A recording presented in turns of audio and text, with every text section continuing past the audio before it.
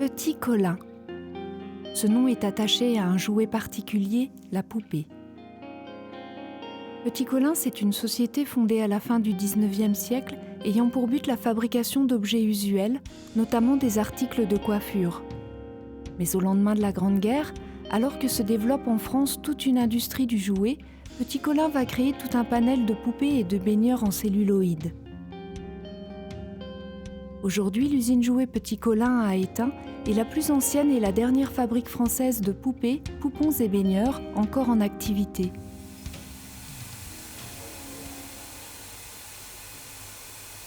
À ses débuts, la mise au point d'un atelier de soufflage a été longue et laborieuse, mais elle a ouvert des possibilités nouvelles et parmi elles la fabrication des poupées. Ce travail exige toujours un outillage complexe et une matière de qualité spéciale. Indéformable, incassable et ininflammable, le polyéthylène en granulé translucide est mélangé avec un colorant maître qui va donner la teinte rose pour la poupée de collection.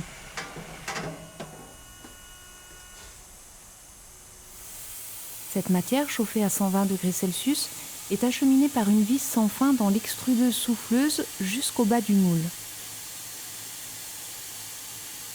Le tube de matière descend entre les deux moules qui se referment. L'air est injecté par un petit canal sous une pression de 3 bars. L'empreinte est prise quand la pièce ressort. Le surplus de matière est enlevé, il ne sera pas perdu. Broyé à nouveau, il sera reversé dans la machine. L'extrudeuse souffleuse date de 1950.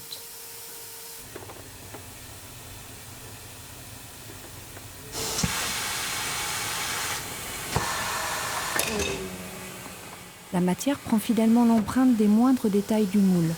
Une tête, un membre, un corps.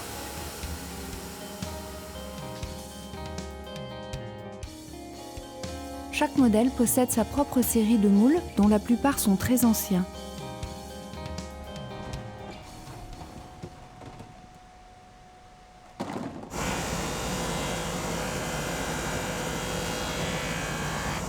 Après le moulage, les pièces sont ébarbées pour ôter toutes les aspérités à l'endroit de la jointure du moule.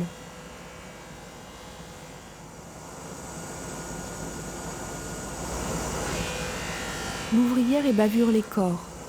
Le travail de ponçage des bras est plus long. En effet, les petits doigts de chaque main nécessitent la meilleure attention.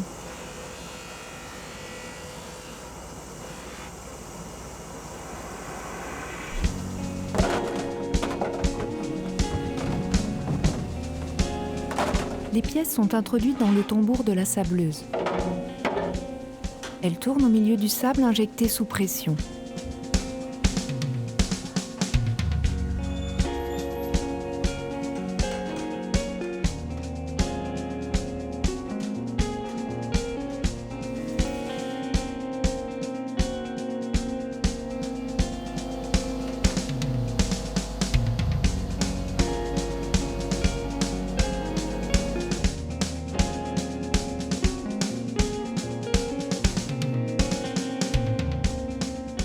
Le sablage permet de donner à la poupée un aspect mat et un toucher doux, plus proche de la peau d'un vrai bébé que la matière lisse et brillante qui se présentait à la sortie de la presse. Après le sablage, les pièces sont percées à l'endroit des futures fixations des membres.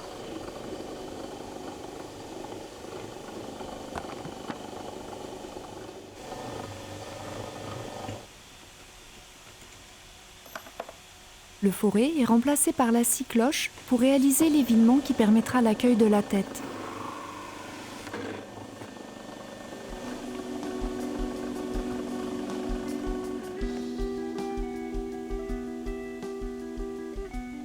La poupée est décorée manuellement. Une peinture acrylique est appliquée au pinceau sur tous les ongles de chaque membre. Cette décoration est réalisée avec dextérité. Une telle minutie nécessite aussi de très bons yeux.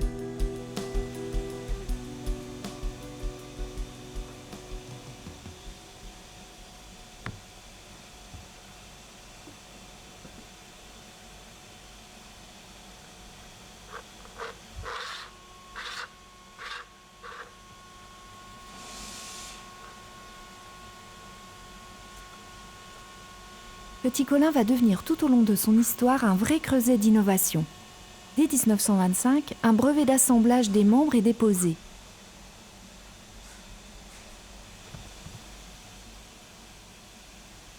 Il s'agit de fixer bras et jambes de manière ferme tout en autorisant des mouvements souples sans que la matière fragilisée au niveau des articulations ne se brise ou ne se déforme sous la tension des élastiques.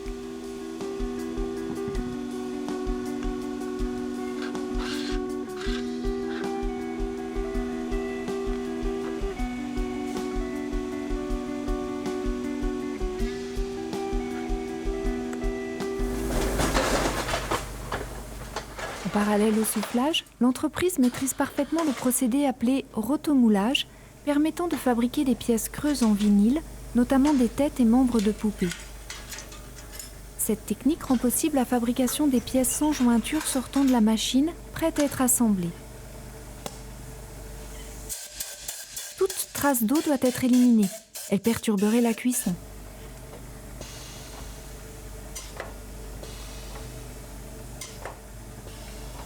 Le vinyle est une matière liquide versée dans des moules de cuivre qui prennent bien la température.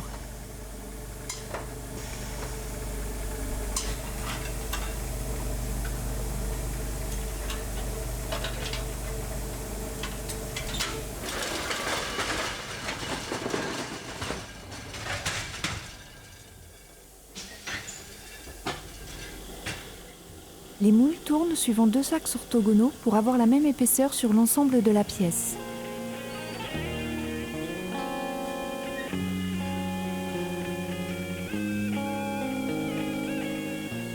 La cuisson est faite en 7 minutes à une température de 210 degrés Celsius.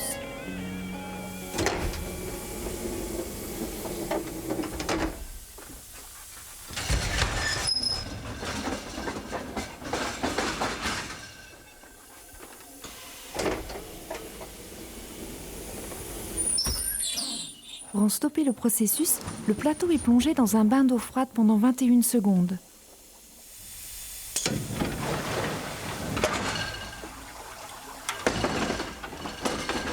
Un refroidissement complet rendrait le démoulage impossible. Il faut donc faire ce démoulage rapidement.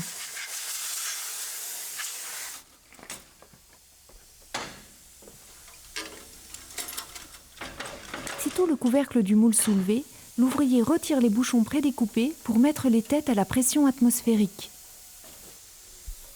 Les membres sont sortis avec une pince, les têtes avec un outil en bois, rigide mais non agressif.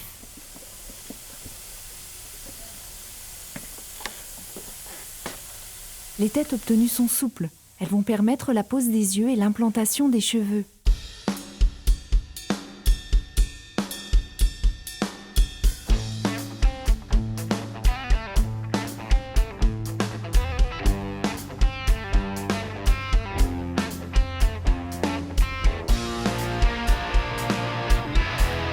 Pour donner vie à la poupée, l'implantation des cheveux est primordiale.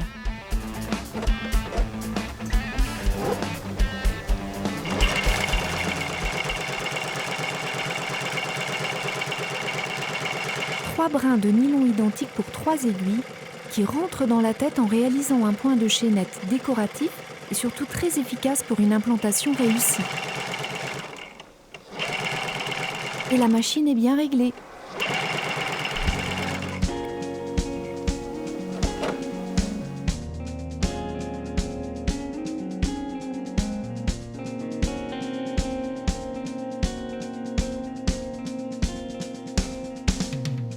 L'ouvrière crée une raie au milieu de la coiffure qui pourra être agrémentée d'une frange sur certains modèles.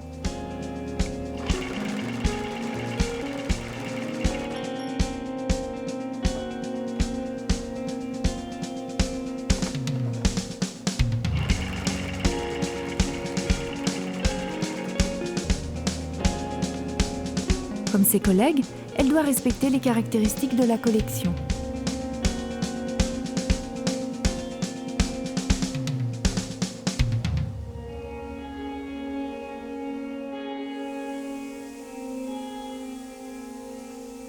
Les yeux et le regard que dégage la poupée demeurent un élément essentiel. L'œil est aimanté, La tête en vinyle est préalablement chauffée pour la ramollir. Les yeux peuvent être bleus, bruns et parfois verts. Il existe 4 ou 5 tailles différentes. Un dernier petit geste avec un poinçon pour mettre les yeux bien droits.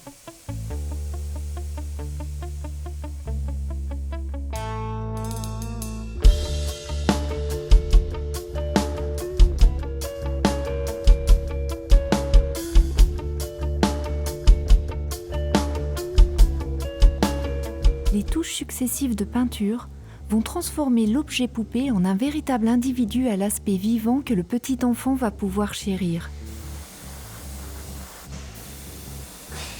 Chaque poupée Petit Colin possède une personnalité qui lui est propre.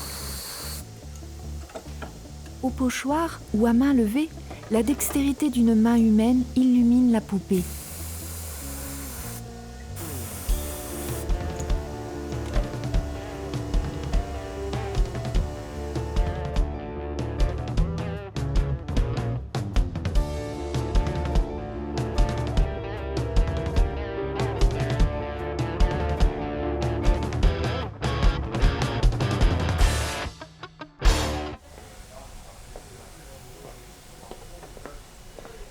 La poupée Petit Colin est toujours bien habillée. Certains modèles peuvent être dessinés par un créateur ou une styliste. Ils sont alors confectionnés dans des tissus précieux.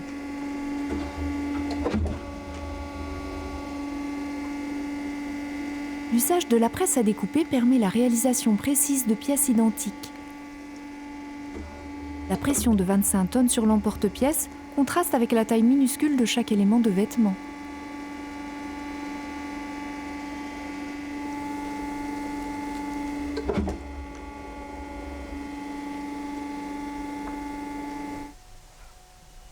La couturière a aussi recours à des patrons faits en papier ou en carton qui sont modifiés suivant la mode.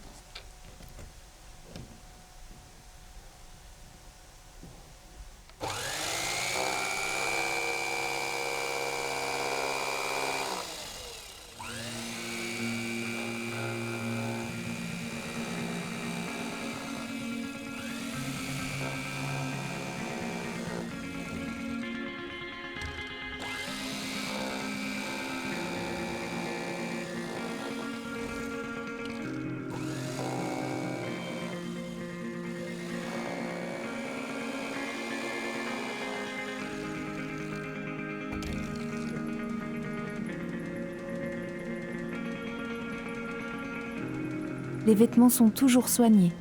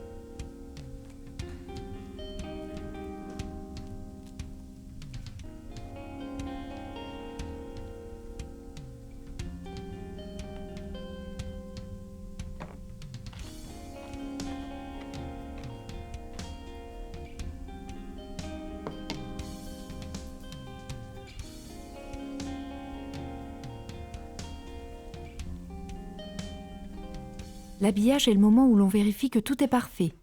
La responsabilité est grande à ce poste chargé du contrôle. Pas de défaut dans le corps, pas de taches, pas de manque dans l'implantation des cheveux. On égalise une frange, on redresse un œil, on repasse un vêtement.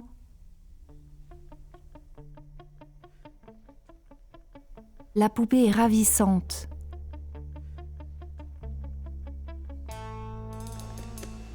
La poupée est joliment emballée. Elle devient jouet ou objet de collection, mais toujours elle est le reflet de l'époque pendant laquelle elle est créée. Son histoire peut commencer. Lorsque l'on aime les jouets, on ne peut rester insensible à une marque emblématique qui est entrée dans le patrimoine industriel français. Dans les ateliers de la fabrique, des professionnels, détenteurs d'un savoir-faire séculaire, perpétuent avec enthousiasme et modernité une tradition de belle renommée.